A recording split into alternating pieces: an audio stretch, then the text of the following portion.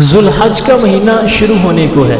اس مہینے میں مسلمان اپنے رب کے حضور اپنے جانوروں کی قربانی پیش کرتے ہیں، اور یہ ایک محبت کا ثبوت ہے کہ اپنے مال کو اللہ کے حضور قربان کیا جاتا ہے اللہ کے حکم پر۔ آئیے جانتے ہیں کہ آخر قربانی کرنے سے ایک مسلمان کو ثواب کتنا ملتا ہے۔ اللہ کے محبوب صلی اللہ علیہ وآلہ وسلم نے فرمایا، قربانی کرنے والے کو قربانی کے جانور کے ہر بال کے بدلے میں اللہ نیکی عطا فرماتا ہے۔ جتنے بال ہیں اس کے جسم پر اللہ ہر بال کے بدلے میں اس قربانی کرنے والے کو نیکی عطا فرماتا ہے۔ پھر محبوب فرماتے ہیں، جس نے خوش ہو کر خوشی کے ساتھ صرف ثواب کی طلب میں قربانی کی، وہ قربانی آتش جہنم سے حجاب، یعنی وہ اس کے لیے جہنم سے پردہ بن جائے گی۔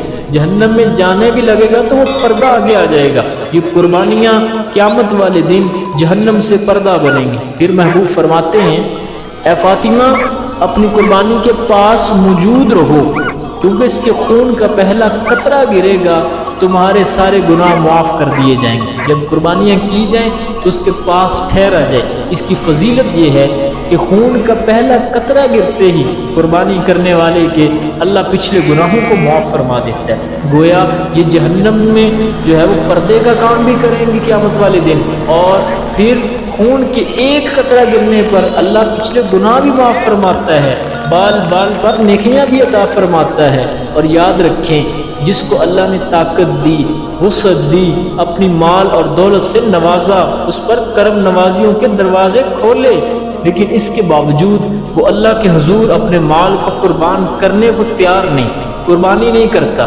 کنجوسی اور بخل سے کام لیتا ہے، اللہ کے دیے ہوئے مال میں سے اللہ کے حضور قربان نہیں کرتا، تو محبوب فرماتے ہیں، جس شخص میں قربانی کی وسعت ہو، طاقت ہو، اس کے باوجود بھی وہ قربانی نہ کرے تو ہماری عیدگاہ کے بھی قریب نہ آئے۔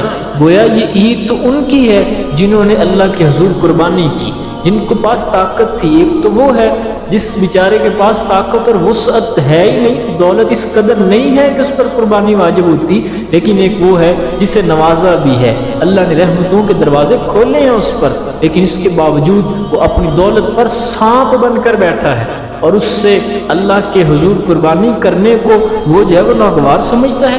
تو ایسے کے لیے فرمایا، تیری کیسی عید ہے، تو ہماری عیدگاہ کے بھی قریب نہ آنا۔